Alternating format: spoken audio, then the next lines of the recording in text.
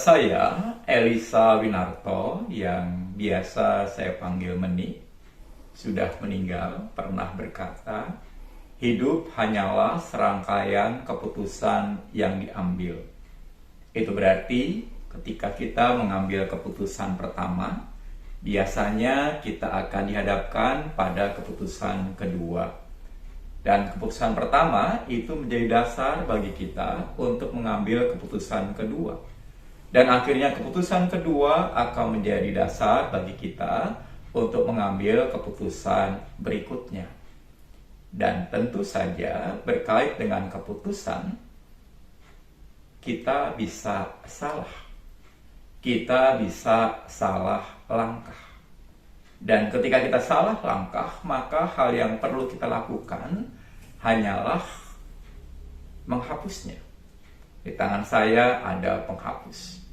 Penghapus ini akan menolong kita untuk menghapus kesalahan-kesalahan yang pernah kita lakukan pada masa lampau. Mengapa? Karena seringkali hidup kita malah terpaku pada masa lampau. Kesalahan-kesalahan pada masa lampau yang membuat kita minder, yang membuat kita malu, yang membuat kita tak punya semangat untuk melanjutkan hidup kita. Padahal sekali lagi Tuhan tidak ingin hidup kita terpancang pada masa lampau.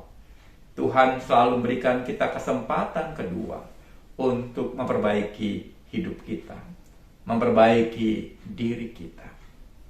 Saudara, yang menarik juga adalah tak hanya kesalahan-kesalahan kita yang perlu kita hapuskan. Kita juga dipanggil untuk menghapuskan kesalahan orang lain.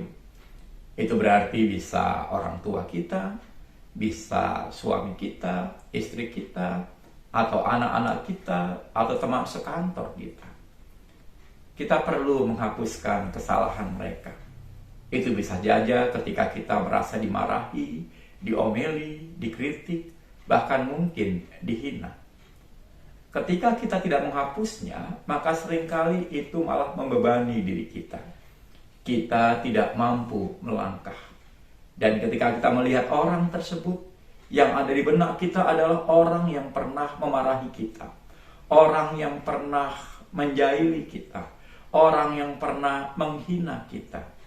Dan itu akan membuat saudara dan saya terus sakit hati untuk selamanya. Agar tidak sakit hati, maka hapuslah kesalahan mereka di dalam hati kita. Mengapa? Karena orang masih bisa berubah. Dan orang bisa berubah. Anugerah Tuhan juga ada pada orang tersebut. Sehingga kalau mau, dia bisa berubah. Dan yang kedua, seringkali kesulitan-kesulitan hidup kita yang karena perbuatan orang lain memampukan kita lebih mampu melangkah, lebih tegap berdiri, lebih tegar. Saudara, pohon yang tidak berakar dengan baik akan gampang ditumbangkan angin. Dan perakaran yang baik itu terjadi ketika pohon itu dikena angin-angin yang yang sederhana, yang tidak terlalu kencang, tapi itu akan membuat perakaran itu tumbuh. Sekali lagi, ketika kita menghapus kesalahan orang lain, kita boleh tetap bahagia. Karena apa?